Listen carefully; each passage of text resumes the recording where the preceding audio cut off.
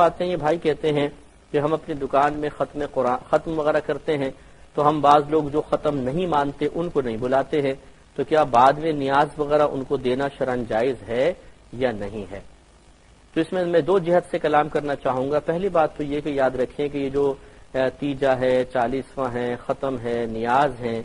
یہ اگر قیودات شرعیہ کا لحاظ کر کے کی جائے، نیت صحیح ہو تو یہ مستحب کے درجے میں ہے،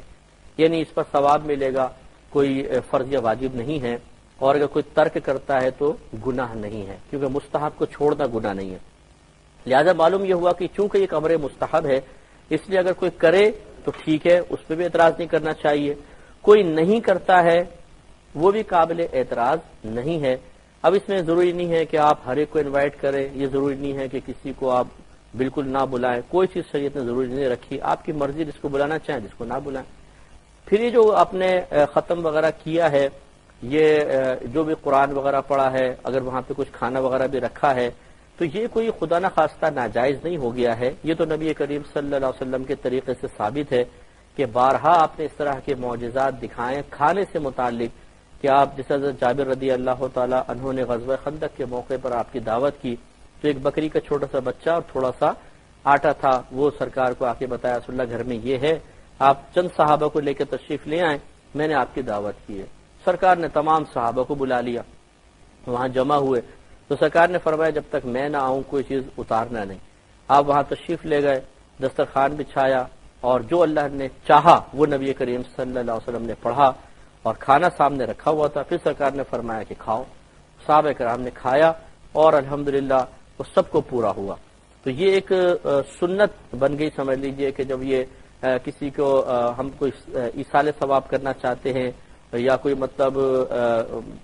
اور کوئی ایسی جیسے بزرگان دین کے ایصال ثواب کے لیے ان کی خدمت میں کچھ پیش کرنا چاہتے ہیں، تو کھانا سامنے رکھ کر کچھ قرآن پاک وغیرہ پڑھ لیتے ہیں۔ کھانے سامنے رکھنا بھی سنت ہے، وہ کوئی اچھے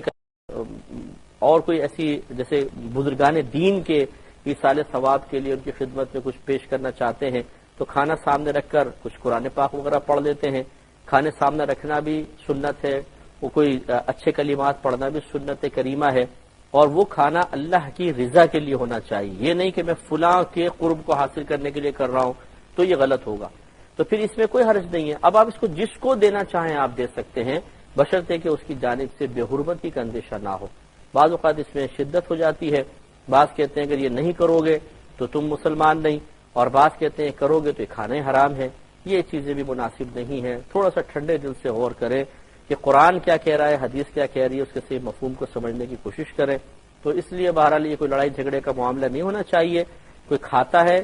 ٹھیک ہے، نہیں کھاتا وہ بھی ٹھیک ہے، اس کی مرضی ہے، اور کوئی ختم کرتا ہے، ختم کو صحیح سمجھتا ہے اور وہ صحیح طریقے سے کر رہا ہے، صحیح نظریے کے ساتھ کر رہا ہے، ایک امر مستحب ہے، کوئی اس کو ترک کرتا ہے تو یہ جھگڑے کا باعث نہیں بننا چاہیے، وہ اس کی مرضی ہے۔